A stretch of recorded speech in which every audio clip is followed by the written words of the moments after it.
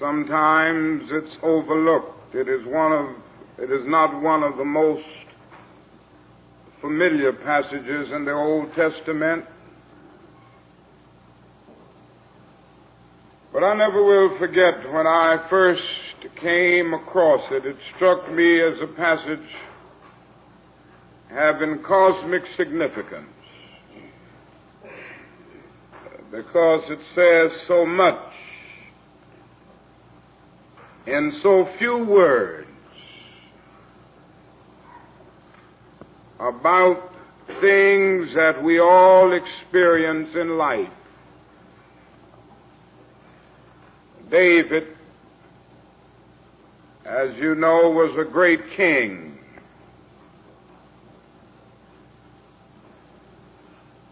And the one thing that was foremost in David's mind and in his heart was to build a great temple. The building of the temple was considered to be the most significant thing facing the Hebrew people, and the king was expected to bring this into being. David had the desire. He started.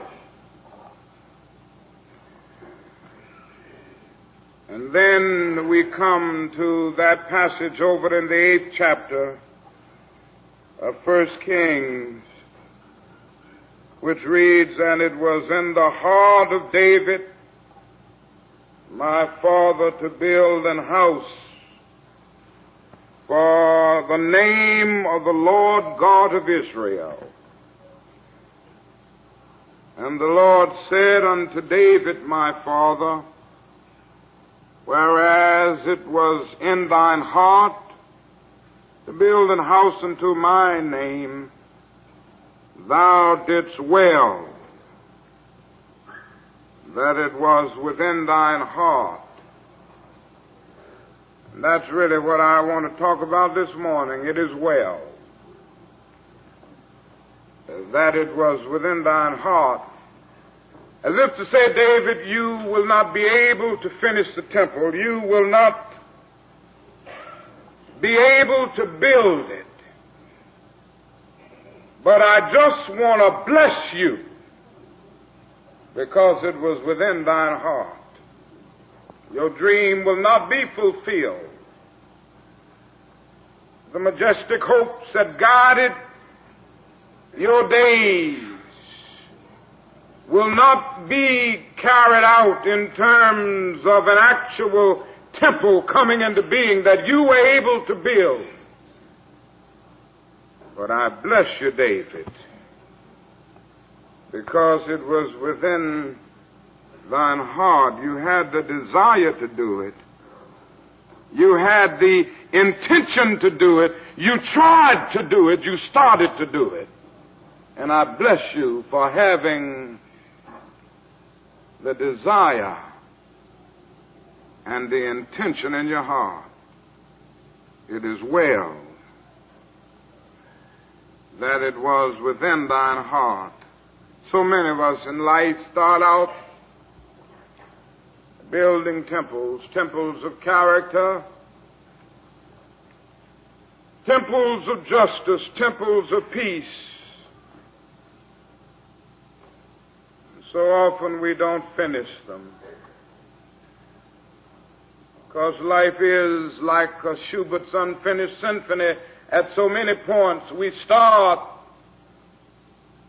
we try, we set out to build our various temples. And I guess one of the great agonies of life is that we are constantly trying to finish that which is unfinishable. We are commanded to do that. And so we, like David, find ourselves in so many instances having to face the fact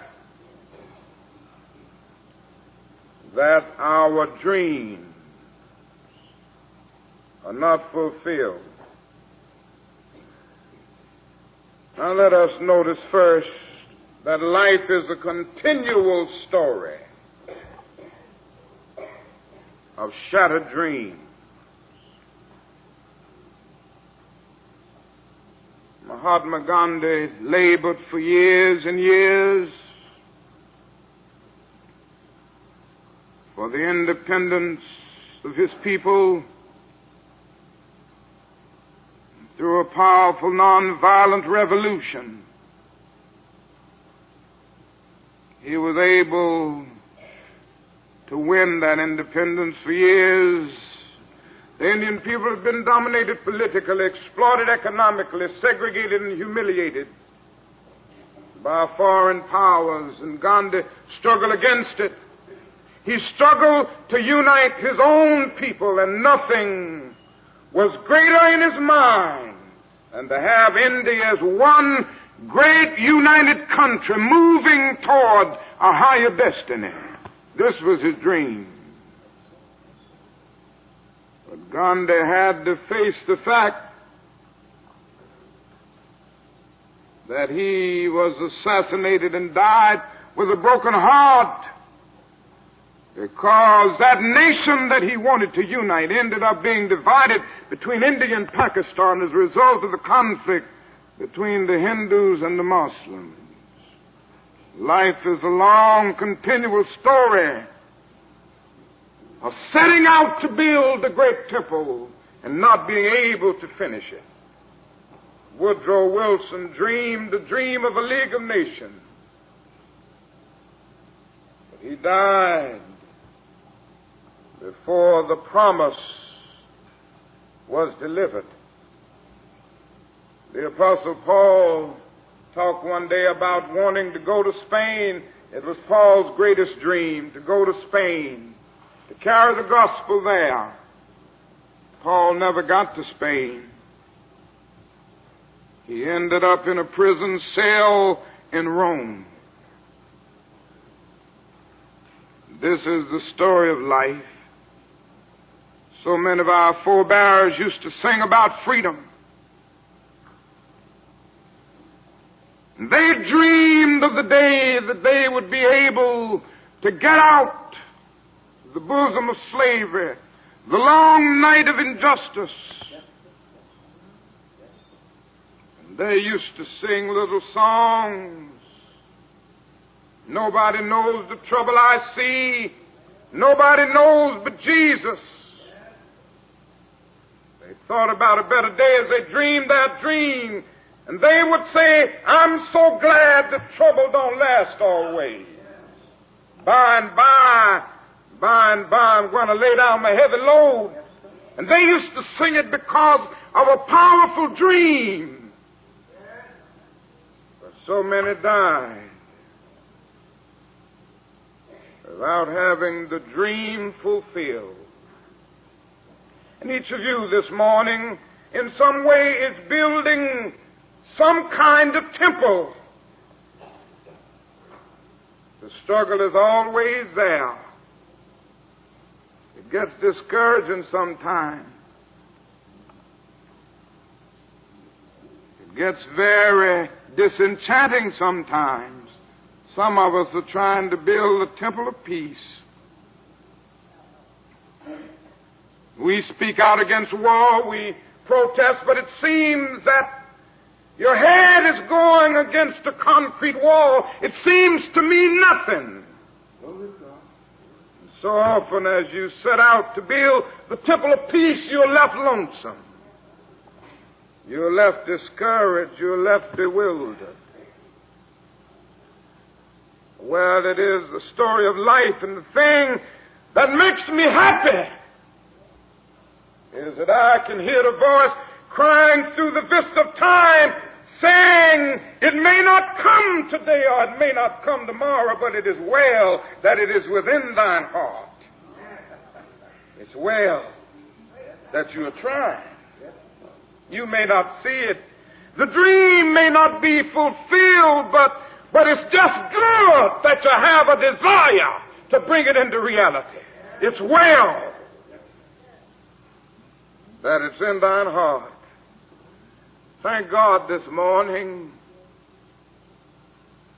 that we do have hearts to put something meaningful in. Life is a continual story of shattered dreams. Now let me bring out another point. Whenever you set out to build a creative temple, whatever it may be, you must face the fact that there is a tension at the heart of the universe between good and evil. It's there. A tension at the heart of the universe between good and evil. Hinduism refers to this as a struggle between illusion and reality. Platonic philosophy used to refer to it as a tension between body and soul. Zoroastrianism, a religion of old, used to refer to it as a tension between the God of light and the God of darkness. Traditional Judaism and Christianity refer to it as a tension between God and Satan. Whatever you call it, that is a struggle in the universe between good and evil. Now, not only is that struggle structured out somewhere in the external forces of the universe, it's structured in our own lives. Psychologists have tried to grapple with it in their way, and so they say various things. Sigmund Freud used to say that this tension is a tension between what he called the id and the superego. But you know, some of us feel that it's a tension between God and man. And in every one of us this morning, there's a war going on. It's a civil war. I don't care who you are. I don't care where you live. There is a civil war going on in your life. And every time you set out to be good, there's something pulling on you, telling you to be evil. It's going on in your life. Every time you set out to love, something keeps pulling on you, trying to get you to hate. Every time you set out to be kind and say nice things about people, something is pulling on you to be jealous and envious and to spread evil gossip about them. There's a civil war going on. Every time you say that I'm not going to let this evil habit destroy me, something keeps pulling on you, saying, keep on doing it. That is a schizophrenia, as the psychologists or the psychiatrists would call it, going on within all of us. And there are times that all of us know somehow that there's a Mr. Hyde and a Dr. Jekyll in us. And we end up having to cry out with Ovid, the Latin poet, I see and approve the better things of life, but the evil things I do. We end up having to agree with Plato that the human personality is like a charioteer with two headstrong horses, each wanting to go in different directions. Sometimes we even have to end up crying out with St. Augustine, as he said in his Confessions, Lord, make me pure, but not yet. We end up crying out with the Apostle Paul, the good that I would I do not, and the evil that I would not that I do. We end up having to say with Goethe that there's enough stuff in me to make both a gentleman and a rogue. Tension at the heart of human nature. And whenever we set out to dream our dreams and to build our temples, we must be honest enough to recognize it. And this brings me to the basic point of the text. In the final analysis, God does not judge us by the separate incidents or the separate mistakes that we make, but by the total bent of our lives. And the final analysis, God knows that His children are weak and they're frail. And the final analysis, what God requires is that your heart is right. Salvation isn't reaching the destination of absolute morality, but it's being in the process and on the right road. There's a highway called Highway 80. I've marched on that highway from Selma, Alabama to Montgomery. But I never will forget my first experience with Highway 80 was driving with Coretta and Ralph and Juanita Abernathy to California. We drove from Montgomery all the way to Los Angeles on Highway 80. It goes all the way out to Los Angeles. And you know, being a good man, being a good woman, does not mean that you've arrived in Los Angeles. It simply means that you're on Highway 80.